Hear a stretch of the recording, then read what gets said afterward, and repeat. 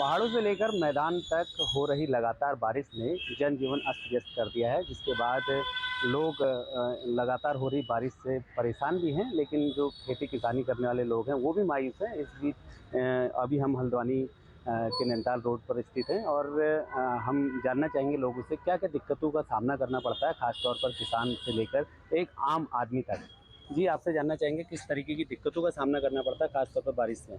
देखिए, लगातार हो रही बारिश से जो है स्थानीय लोगों के साथ साथ जो नौकरी पेशा लोग हैं, किसान लोग हैं और जो व्यापारी लोग हैं वो काफ़ी जो है प्रभावित हुए हैं।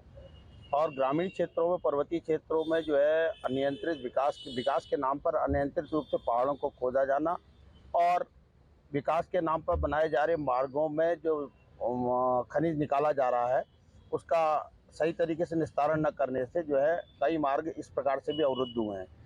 यहाँ पर जो है जब से उत्तराखंड राज्य का गठन हुआ है उससे पहले भी बरसात के सीजन में गौला नदी या अन्य नदियाँ जो हैं काफ़ी वेग से आती थी, लेकिन इतना जनहानि या नुकसान देखने को नहीं मिला क्योंकि हम लोगों ने प्रकृति के साथ बहुत ज़्यादा छेड़छाड़ करी है और जो हमारा प्रशासनिक अमला है उसकी अनदेखी के चलते अनियोजित विकास हुआ, विकास के नाम पर अनियोजित निर्माण हुआ और निर्माण के चलते जो है कई जो है पहाड़ों को काटकर दरारें काटने से, वहाँ निर्माण कार्य करने से, पर्वतों में दरारें पैदा हो जाने से जो है वहाँ पानी का रिसाव चट्टानों के बीच में होने से भूधसाव हुआ और उससे उसकी त्रासदी यहाँ के स्थानीय लोगों ने, जो कि यहाँ वर्षों से रह रहे थे, उन्होंने झेली। और पहले केदार की आपदा देखी, अभी कल थराली में हुई, वहाँ की आपदा देखी। तो यहाँ के स्थानीय लोगों को विकास के नाम पर जो सुविधा और जो लाभ मिलना चाहिए था वो नहीं मिला, लेकिन जो विकास अनियंत्रित विकास है वो निरंतर जारी है। और अगर इसी तरीके से विकास के नाम पर अनियंत्रित तरीके से जो है पहाड़ों को साथ छेड़छाड़ की जाएगी तो निश्चित रूप से आने वाले भविष्य में जो है ये ऐसी त्रासदियाँ और ज़्यादा देखने को मिलेंगी।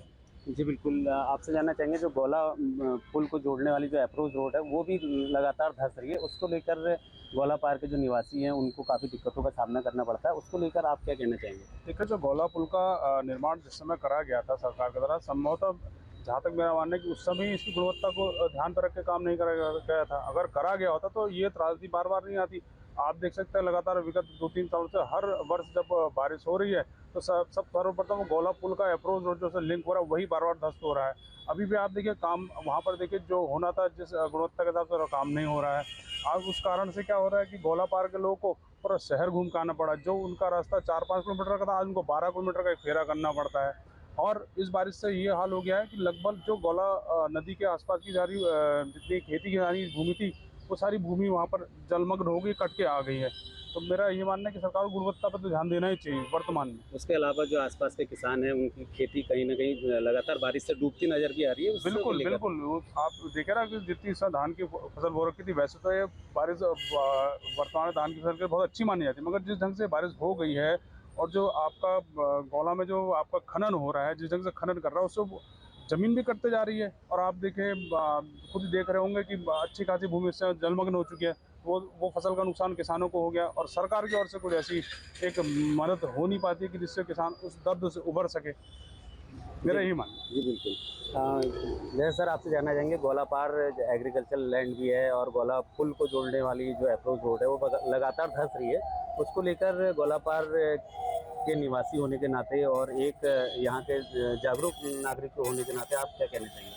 जी, मुख्य बात तो ये है कि जो ये कटाव और ये हो रहा है, जो लिंक मार्ग है पुल से लेकर के हल्द्वानी आने का, इसमें जब पिछली बार बाढ़ आई थी तो उसमें जो पूरा कट गया था और उसमें जो इधर पिचिंग जो रेत का था, तो रेत का जो है उसको इनको सबसे पहले जो है उसको रोकने के लिए जो है नीचे से ही जो है प्रोटेक्शन वॉल का जो है निर्माण करना चाहिए था ताकि गौला का जो फ्लड आए वो रुके। उसमें जो है कोई काम नहीं हुआ है।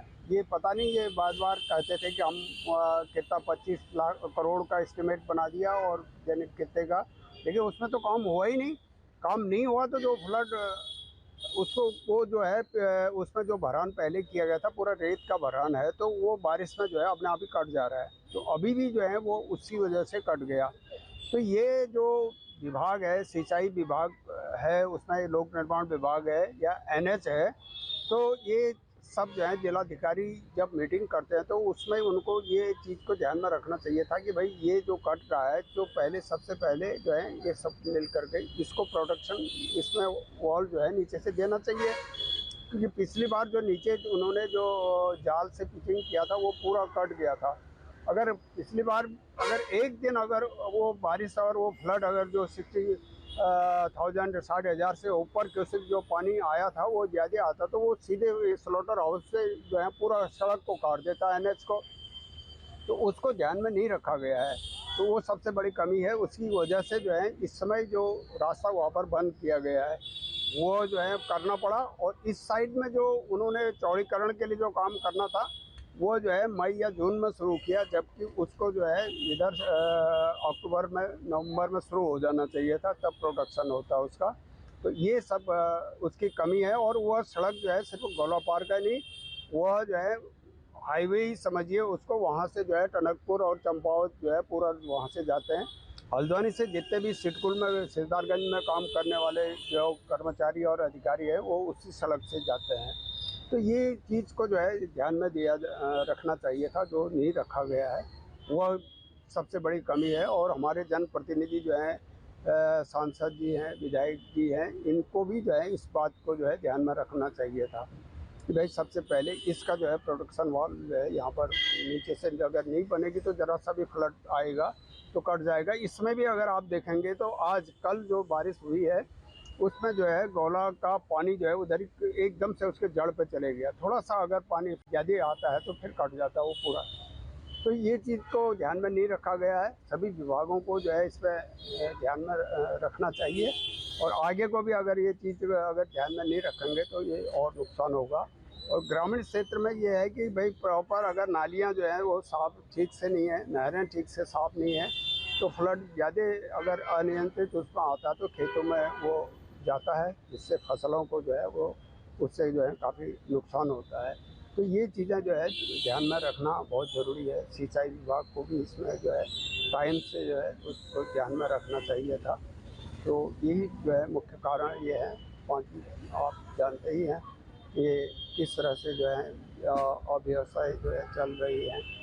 तो अगर इसमें सुधार की प्रक्रिया न हो, जरा एडमिनिस्ट्रेशन को भी इसी को जो है सख्ताई से जो है देखना चाहिए, तभी जो है ये इसमें कारगर जो है संभव हो सकता है। जी बिल्कुल बिल्कुल। ये हल्द्वानी के स्थानीय लोग थे, ये हल्द्वानी के जागरूक लोगों ने ख़ास तौर पर कहा है कि जो स्थानीय प्रशासन के अलावा जो सरकार की जो नीतियाँ होती हैं वो कहीं ना कहीं प्रभावित करती हैं बारिश के टाइम पे, क्योंकि बारिश से पहले ही जो काम होने थे वो अभी तक नहीं हो पाए हैं। और हाँ, जिसकी वजह से जो गौला पुल को जोड़ने वाली अप्रोच रोड है वो लगातार धंसती जा रही है। और इसी के साथ हम आपको ये भी बता दें कि कुमाऊँ भर में यानी कि कुमाऊँ मंडल में 71 जो मार्ग हैं, छोटे बड़े मार्ग हैं, एनएच हैं, वो पूरी तरीके से ठप हैं और उनको खोलने का कार्य किया जा रहा है। हल्द्वानी से भूपेंद्र आवाज, न्यूज़ स्टेट, उत्तराखंड। मैं इस समय नेटेरी जिला मुख्यालय के बस अड्डे में हूं, जहां पर कि घनसाली, प्रतापनगर, धनोल्टी, श्रीनगर के लिए यहाँ से बसें निकलती हैं। साथ ही जो चार धाम जो केंद्र है, जैसे कि आपका गंगोत्री है, यमुनोत्री है, केदारनाथ, बद्रीनाथ है, वहाँ के लिए भी यहाँ से बसें निकलती हैं। और लगातार टिहरी में बारिश हो रही है और बारिश से पूरा जनजीवन अस्त व्यस्त है। उत्तरकाशी के धराली में बादल फटने से पूरा जनजीवन अस्त व्यस्त है। तो उसको लेकर हम आज यहाँ पे जो बस में बैठे हुए कई जगह के लोग हैं, उनसे हम बात करेंगे कि जो ये समय आपदा आई है, आपदा से क्या नुकसान हो रहा है, क्या क्या दिक्कतें उठानी पड़ रही हैं। अभी हम ले चलते हैं अभी आपको सीधे उन सवारियों से जो कई स्थानों से अपने गंतव्य स्थान पर जा रहे हैं। अब हम बात करेंगे यहाँ पर जो लोग यहाँ से निकल रहे हैं। यहाँ पे हमारे एक और सवारी है जो इनसे पूछेंगे कि जो आजकल आपदा आ रही है उस पर कितनी समस्याएं हो रही हैं और थराली में भी जो घटनाएं हुई उसको लेकर क्या कहना है। जी क्या नाम है आपका? मेरा नाम शिव सिंह बिष्ट है। बिजी धराली में इस तरह की बहुत बड़ी आपदा आई है, क्या कहना है इसको? ये सबसे पहले तो मैं आपके चैनल न्यू नेशन का धन्यवाद करता हूँ और सर्वप्रथम जो धराली में बहुत बड़ी आपदा इस समय आई है उसमें जिन लोगों ने अपनी जान गंवाई है उन सभी को मैं विनम्र श्रद्धांजलि देता हूँ। और निश्चित तौर पर जैसा कि आपने कहा कि उत्तराखंड में निरंतर जो है कुछ वर्षों से जो है आपदाएं आ रही है और मैं कहना चाहता हूं कि इसी संबंध में हमारा जो प्रतापनगर में, क्योंकि प्रतापनगर क्षेत्र से आता हूं और प्रतापनगर क्षेत्र में भी निरंतर ये जो कई घटनाएं वहां पर सुनने में आई है। कई मकान क्षतिग्रस्त हुए हैं, कई मकानों के आगे जो सुरक्षा दीवार हैं वो भी क्षतिग्रस्त हुई हैं। तमाम रास्ते भी जो है इस आपदा में क्षतिग्रस्त हुए हैं। तो मैं आपके चैनल के माध्यम से जिला प्रशासन से, उत्तराखंड सरकार से जो प्रतापनगर क्षेत्र में भी जो आपदाएं आई हैं उन पर जो है तुरंत उन लोगों को जो है तुरंत उस पर कार्रवाई की जाए और जहां जहां जिनका नुकसान हुआ है उसका जो है तुरंत आकलन किया जाए। वहीं हमारे एक यहाँ पर वरिष्ठ नागरिक भी हैं, उनसे भी हम बात करेंगे कि जो आजकल आपदाएं आ रही हैं उनका कारण क्या है और इसके लिए सरकार को क्या करना चाहिए। जो लगातार भी आपदाएं हैं धराली में जिस तरह की घटनाएं हुई हैं उसको लेकर क्या है, जो वरिष्ठ लोग हैं उनका क्या मानना है। जी क्या नाम है आपका? भगवान सिंह राणा मेरा नाम है। राणा जी, लगातार आपदाएं आ रही हैं, लोग त्राहिमाम करने में लगे हैं, क्या कहना है इसको? ये आपदाएं जो है, आपदा तो मानव जनित आपदा है और इस मानव जनित में भी बड़ा रोल जो है इन आपदाओं के ग्रास में, ज़मीन में सरकार की नीतियों का दोष है। हम देखते हैं, आंकड़ा देखते हैं कि पिछला अगर 5 वर्ष का हम उठा करके देखें 21 से 22 से 23 से 24 से 25 पे आके हर वर्ष जो है आपदा की घटनाएं बढ़ रही हैं। जहाँ तक अभी धराली का सवाल है, ये धराली में भी जो है, जो धराली गांव है वो सुरक्षित है, लेकिन धराली के नीचे जो विस्तार हुआ है और ऐसे मुहाने पे विस्तार हुआ है जहाँ पर जो है पहले भी खीर गंगा से जो है वो आता रहा है और एक बाकायदा चेतावनी थी जो हमारे जूलॉजिस्ट हैं उनकी तरफ से चेतावनी थी कि इस एरिया में जो है अभी 2022 का एक चेतावनी आया था, लेकिन उसको जो है सरकार इग्नोर कर रही है और लगातार जो है यहाँ का जो अवाम है वो अवाम का जीवन जो है सरकार की दोषपूर्ण नीतियों की वजह से उसका जीवन लीड रहा है। और अभी ये जो घटना हुई है, अभी कोई तस्वीर नहीं है कि कितने लोग दफन हो गए उसमें। दूसरा मुद्दा आता है लगातार, जहाँ तक टिहरी जिले की मैं बात करूँ, जो लगातार मकान टूट रहे हैं, तो इसको लेके क्या सरकार से आप कहेंगे कि क्या करना चाहिए? वो तो क्या स्थिति है टिहरी जिले में? वो टिहरी जिले में तो मैंने कहा कि टिहरी जिला हो या दूसरा जिला हो, पहाड़ में तो इस समय बहुत सेंसिटिव है। पिछले 1 हफ्ते से हम देख रहे हैं, आज पहली दफ़ा थोड़ा धूप का वो हुआ है और अभी इस धूप के बाद भी जो है जो कहीं खिसकने को है वो खिसकेगा। तो जो लोगों की क्षति हुई है, उसका खेत का क्षति हुआ, मकान का क्षति हुआ, मानव जीवन का क्षति हुआ, उसका यथार्थ में जाकर के सरकार को और हमारी मशीनरी को मूल्यांकन करना है और उसके लिए जो है एक वाजिब जो मदद है वो करने की दरकार है। और बहुत ज़रूरी जो काम है, बहुत ज़रूरी ये काम है कि ये आपदाएं क्यों लगातार बढ़ रही है, इसको कैसे रोकें, इस पे सरकार को गंभीरता दिखानी जरूरी है। एक सबसे बड़ा मुद्दा है, एक जो सरकार ने जो पॉलिसी बनाई है कि जो गांव के मकान हैं क्षतिग्रस्त हो जाते हैं और जिसमें उसमें 6,000 रुपये देने का मानक भी रखा है। क्या इन मानकों में भी परिवर्तन होना चाहिए कि मकान लाखों रुपए के बनते हैं और थोड़ा सा नुकसान होता है तो 6,000 रुपये देते हैं, जिस 6,000 रुपये से मकान बनाना या सुरक्षा दीवार बनाना संभव नहीं है, तो क्या इन मानकों में भी परिवर्तन होना चाहिए? यही तो हास्यास्पद है। हम तकनीकी युग में रह रहे हैं, डिजिटल युग में रह रहे हैं और हर चीज़ को अपडेट करने का हमारे पास सारा सिस्टम है, लेकिन आज की तारीख में इस प्रकार का जो घटना होता है, अगर आप बाबा आदम के ज़माने के हिसाब से उसकी कैलकुलेशन कर रहे हैं तो निश्चित तौर पे यहाँ का जो अवाम है उसका जो नुकसान है उसके साथ बहुत बड़ा धोखा है। उसको अपडेट करने की। आज की इस स्थिति में मार्केट का क्या रेट है, क्या नुकसान हुआ, उसकी भरपाई हूबहू करने की जरूरत है। हाँ जी, यहाँ पर एक दूसरे व्यक्ति हैं, उनसे भी हम बात करेंगे कि क्या कहना, आपके क्षेत्र में किस तरह का नुकसान हुआ है। देखिए, पहाड़ों में ये जो दैविक आपदाएं, आफत की बारिश जो बरस रही है काफ़ी दिनों से, यही सुनने में आ रहा है और पहाड़ों का बहुत बुरा हाल है। और मैं भी प्रताप नगर से, ओखला गांव से हूँ। मेरे गांव में ही बहुत क्षतिपूर्ति हुई है, कहीं खेत खलिहान बह गए हैं, बहुत सारे मकानों के ऊपर इतना मलबा आ गया है। और जो सरकार की नीति है, जो आप कह रहे हैं कि 6000 का वो है, तो ये बहुत ही कम है आज के युग में। जैसे एक वो है कि इसमें तो मानव उसके अकॉर्डिंग सही अच्छी तरीके से मुआवजा मिलना चाहिए।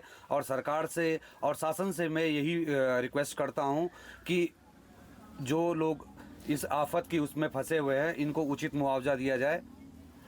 साथ ही यहाँ पर जिस तरह से मेरे साथ यहाँ पीछे काफ़ी लोग हैं और सभी का एक मत है कि जिस तरह से उत्तराखंड में आपदाएं आ रही हैं और आपदाएं आने को लेकर मानव ही इसका जिम्मेदार है। लेकिन सबसे बड़ा आश्चर्य की बात यह है कि जब एक मकान बनाया जाता है और उस मकान को बनाने में लाखों रुपए लग जाते हैं और जब वो आपदा की भेंट चढ़ जाता है तो उस मकान की कीमत सिर्फ 6000 रुपये लगाई जाती है, जो कि जिससे कि एक सीमेंट के जो बैग है वो भी पूरे मकान के लायक नहीं हो पाता है। और अब सभी लोगों ने यही बात कही है कि हर चीज़ में जब आज का युग अपडेट हो रहा है तो इन जो 6000 रुपये है, जो मूल्य है या इस अन्य जो चीज़ें हैं उसमें भी अपडेट करने की ज़रूरत है कि जिसका नुकसान हुआ है उसको उसी के लगभग उसको मुआवजा मिलना चाहिए, ताकि कुछ उसे राहत मिल सके और उसकी भरपाई हो सके। Arvind Nautiyal, news state, Tehri Garhwal. उत्तरकाशी आपदा को आज तीसरा दिन है और धराली हर्षिल में जो आपदा आई वो कभी ना भूलने वाली आपदा है, क्योंकि वहाँ पूरा शहर जो जमींदोज हो गया है और वहाँ बच गया है दर्द। कुछ लोग हमारे साथ हैं, क्योंकि जो हर्षिल में वहाँ पे जो होटल व्यवसायी और होटलों में जो लोग काम करते थे वो वहाँ से निकल के आए हैं और वो हमारे साथ हैं। उनसे पूछते हैं कि उस दिन क्या था पूरा मामला और किस तरीके से जो वहाँ का मंजरा। सोहन जो पवार जी हैं वो हमारे साथ हैं, वहाँ पे होटल में काम करते हैं और उनके साथ कई स्टाफ वहाँ पे थे। सोहन भाई, तुम सबसे पहले तो धन्यवाद करना चाहता हूँ चौहान जी का। मैं उस दिन 5 तारीख को धराली के अंदर था। 1:25 पे हम 10-12 लड़के स्टाफ वहाँ पे थे। होटल शिव कृपा में था और शिवालिक होटल था, वहाँ पे एक गंगा एंड सन होटल था जिससे हम 10-12 लड़के स्टाफ थे वहाँ पे। एक्चुअली में हल्की हल्की बारिश होने के कारण हमें पता नहीं था कि इतने खतरनाक भी हो सकते बादल फटना, ये कभी सोचा भी नहीं था हमने, क्योंकि हमारे भी हम 10-12 लड़के जो थे एक होटल पे बाहर खाना खाने के लिए पहले हम बैठे थे। उसके बाद हम बोले चलो यार खाना खाते हैं। फिर हम गांव में एक मेला था, मेले के लिए हम सब लोग जो भी वहाँ पे धराली के स्टाफ, होटल वाले, दुकान वाले, उन्होंने अपने शटर बंद करके खाना खाने के लिए अपने अपने घर चले गए थे। अचानक ही सीटी बजने के कारण हमने सोचा कि मंदिर वाले सीटी मार रहे होंगे कि नाचने के लिए, कि उसी चक्कर अचानक सेकंड भी नहीं बचा कि जो भी हमारे 10-12 स्टाफ में से 2 जो गंगा एंड सन होटल में जो 2 स्टाफ धोतरी के थे, 2 लड़के, 3 थे वो, 2 उनके छोटे भाई, बड़ा वाला भाई भी हमारे साथ भाग गया और वो 2 भाई उसी दलदले में बह गया। और अब भागते भागते कुछ तो हमने बचा दिया, कुछ फिर हम मिट्टी में भागते भागते हम गंगोत्री यहाँ हर्षिल की तरफ भागते भागते कुछ 10-12 लड़के तो उसी समय बह गए थे, बाकी कुछ हमने बचा दिए। एक बंदा भी मिट्टी में से हमने निकाला था। और बाकी सर एक्चुअली वहाँ मेले के चक्कर नहीं होता तो बहुत बुरी घटना हो जाती थी वहाँ पे, क्योंकि मेले के लिए लोग खाना खाने के लिए खा के मेले के लिए जा रहे थे। उस टाइम इतनी भयानक हो गई कि लोग कुछ आग्यारी के लिए चले गए, कुछ गंगोत्री के लिए चले गए, कुछ हर्षिल के लिए चले गए, कुछ लोग मुखवा के लिए भाग गए। और हमारे साथ जो है वहाँ के होटल व्यवसायी हैं जिन्होंने वहाँ पे बहुत ही बढ़िया होटल और जो रिजॉर्ट बनाए हैं। तो भंडारी जी हमारे साथ हैं। भंडारी जी से भी पूछते हैं कि क्या सोच के उन्होंने वहाँ पे होटल बनाए थे और अब उनका जो व्यवसाय है वो किस तरीके से आगे उन्होंने क्या सोचा। भंडारी जी, जो आपका शानदार होटल जो धराली में था सेब के बागीचों के बीच, अब क्या स्थिति है और क्या आपने आगे सोचा है? जी सर, मैं पहले सभी लोगों को प्रणाम करता हूं और दुख की घड़ी में जो हमारे साथी वहाँ पे हमसे बिछड़ गए हैं, उनकी पुण्य आत्मा के लिए भगवान से प्रार्थना करता हूँ। मेरा वहाँ पे 9 एप्पल रिजॉर्ट था, जो कि मतलब पुल के बगल में ही स्थित था। 9 कमरों का रिजॉर्ट था और पहला जो मलबा आया उसमें हम लोग बच गए थे। और मार्केट में जैसे अभी भाई ने बताया, आसपास लगभग सभी कुछ ख़त्म हो चुका था। उस बीच में मेरे अपने साथियों से बात हुई जो होटल में काम करते हैं, 3 स्टाफ, तीनों धनारी के रहने वाले हैं और तीनों सुरक्षित हैं। तो वीडियो कॉल पे बात हुई थी, तो उनको मैंने तुरंत मुखबा जाने का निर्देश दिया कि आप तुरंत वहाँ पे शिफ्ट हो जाइए, मलबा कभी भी आ सकता है। और शाम के 6 बजे तक जब तक वहाँ पे नेटवर्क था तब तक मेरा होटल बचा था। बट कल मुझे पता लगा कि वहाँ पे रात को फिर फ्लड आया, मलबा मतलब 5 से 6 बार लगातार मलबा आने के कारण वहाँ कुछ भी नहीं बचा। पूरा एकदम मतलब बंजर, वीरान और शमशान टाइप का बना हुआ है। आपका कितना नुकसान हुआ और टोटल नुकसान कितना हो सकता है हर्षिल घाटी या फिर मुखबा धराली की बात हम करें? जी, इसमें आप ये मान के चलिए कम से कम 25 से ज़्यादा होम स्टे, होटल, रिजॉर्ट, मंदिर सहित सब कुछ ख़त्म हो चुका है। और मतलब वहाँ पे जो भी कर्मचारी रहा होगा, ऑफ सीज़न था पर फिर भी होटल की रेख देख के लिए 1 से 2 लोग सब नहीं रखे हुए थे। तो अब सर इसका आंकड़ा लगा पाना बहुत मुश्किल है। जो मुझे पता चला है, कम से कम जो मेन मार्केट जहाँ पे शिवालिक होटल या होटल स्प्रिंग ये था, हिल स्टार था मुन्ना भाई का, तो वहाँ पे कम से कम 60 फीट मलबा है। और जो अंत तक जाते जाते 30 फीट के करीब उसने अपनी पूरी उसमें चपेट में ले लिया सभी होटलों को। जी बिल्कुल, जिस तरीके से आप ये लोग सुना रहे हैं और करोड़ों का वहाँ पे नुकसान हुआ है, तो कहीं ना कहीं जो हर्षिल घाटी है, जो धराली गांव है, जो खूबसूरत धराली गांव था, आज वहाँ पे दर्द ही दर्द का मंजल है। Jagmohan Singh Chauhan, news state, Uttarkashi.